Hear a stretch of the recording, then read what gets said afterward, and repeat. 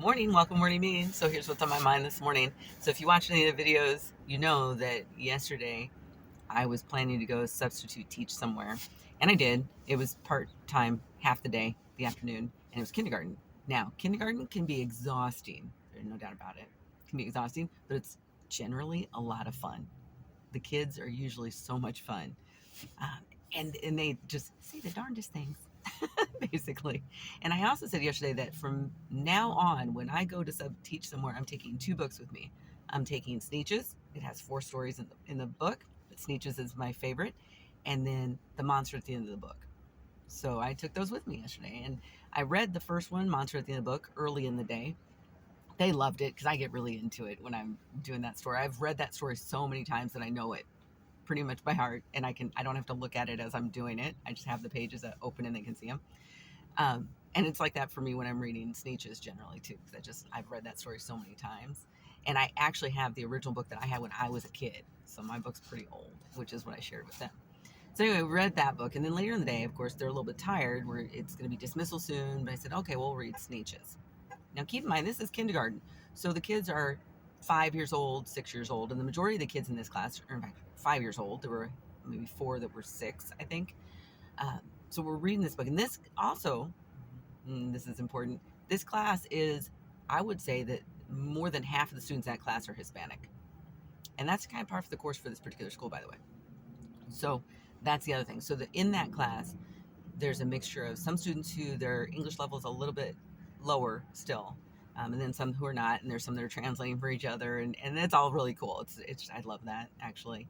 But anyway, so I'm reading Sneetches. Now, if you've never read Sneetches, it's about the star belly Sneetches and the Sneetches who don't have stars on their bellies. And as I'm reading the story, and I'm getting to the part where the star belly Sneetches are treating the other Sneetches, the one without stars on their bellies, like shit, and being really snooty and snotty and horrible. So I'm reading that. There's this one little girl who is just totally keyed into this story. She's watching and listening intently.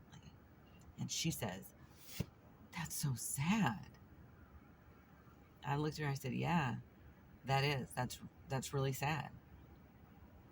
And so I continue the story. And of course, the story ends up with a good lesson, and I'm not going to spoil it for you. So if you haven't read it, go read Sneetches, one of the best books ever. And the little girl was happy in the end, so that was good.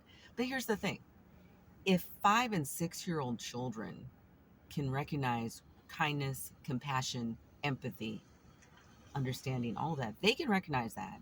Why is it that adults around them, you, I, the people around, have such difficulty with this?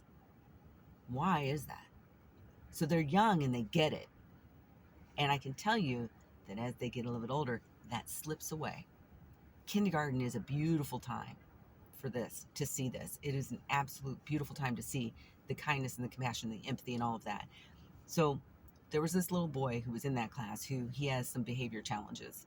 And when I arrived, they were at recess and he didn't want to come in. He was on the belly, on the ground, not want to come in. I'm like, I got to go. All the other kids are in. I got to go. So the para stayed with him. He came into the room and he was a little bit bristly with me. And I have a way of working with kids that are challenging like that. And so I just did my thing and he flipped right around. I didn't have a single problem with this child the entire time he was with me. Now, these kids get pulled out for different reasons, speech therapy, reading, whatever, right? And a teacher came in to take him out. And I had told him he had taken out a bunch of papers and put them on the floor underneath his feet. And I had said, okay, that's cool and everything, but I need you to pick that up. You know, when you're done doing the thing you're doing right now, because we were working on something, I think we were working on math. I said, when you're finished with this, can you please just, pick up those papers and put them back in your bag so they're out of your way. And you're like, okay, no problem. So when this teacher came in and was going to pull him out, I reminded him, can you please pick up your papers? And he just started to do it. And the teacher was trying to get him to. I'm like, no, he's fine. And he started to do it. And then when I looked and saw that he wasn't finished and he was about to leave, I said, oh, there's still some papers there. Can you please just pick them up and put them in your thing? And he went and he did it. Every time he wanted to do something, he asked my permission first. He didn't just go do it.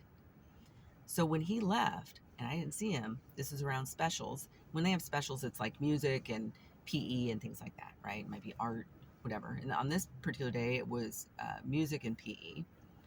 And I found out later that he didn't get to go to music because apparently he had challenges with the other teacher that he went with.